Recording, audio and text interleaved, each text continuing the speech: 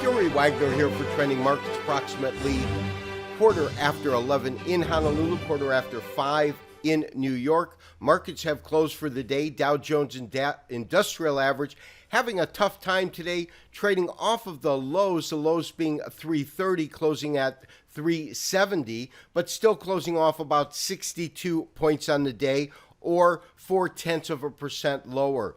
There's an interesting pattern that's forming not only in the Dow but in the S&P. It's a wedge pattern, and we talked about this a little bit on Friday, and that's the fact that what we've seen is this series of ascending bottoms and almost a flat top, but another case can be made for this kind of a pendant formation.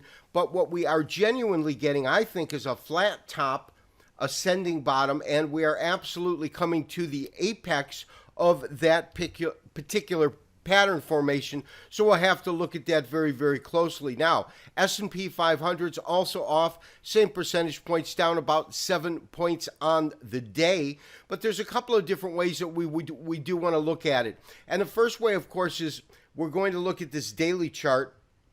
We can absolutely see the wedge that's in the chart. We'll have to blow that up. This is the ascending tops. And here we can definitively make a case for this type of a pattern forming. And once again, we're very, very close to the apex, but also we're very, very far below any of our moving averages, one of them being a 50-day moving average. That one is right in here.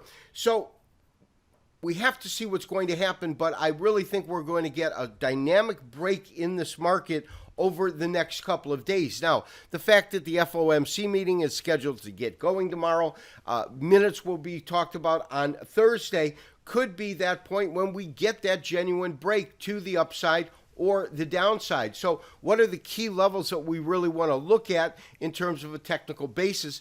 To do that, what I have done is I have pulled up a daily chart.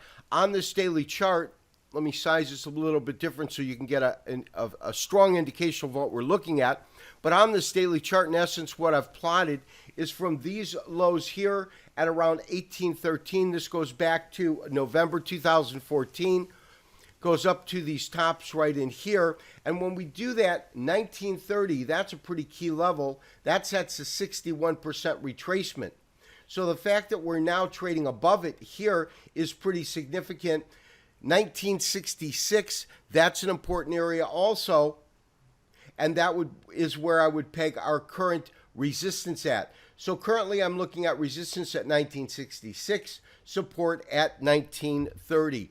We are looking to enter this market, but we've talked about the fact that I have not 100% convinced that we found our base and are moving up off of that.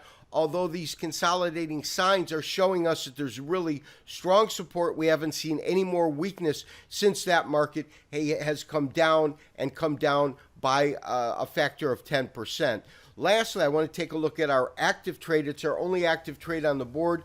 44.13, down 50 cents or 1.12% on the day. Crude light is trading lower. We are short this market above this point. We're not going to move our stops. We're not going to add to the position. We're simply going to maintain that position.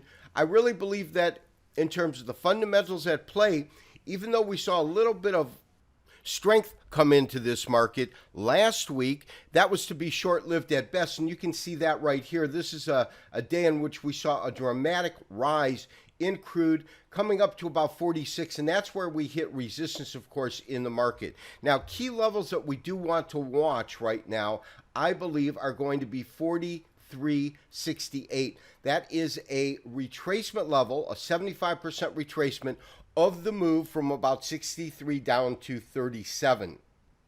So if we take that out, I effectively think that we're probably going to head to a minimum of about 42. We'll have to see how this unfolds throughout the week. But as I said, I do believe we will see continued weakness in crude. Maintain your current short position. This has been Gary Wagner for Trending Markets. Have a great day. We'll talk to you tomorrow. Bye-bye.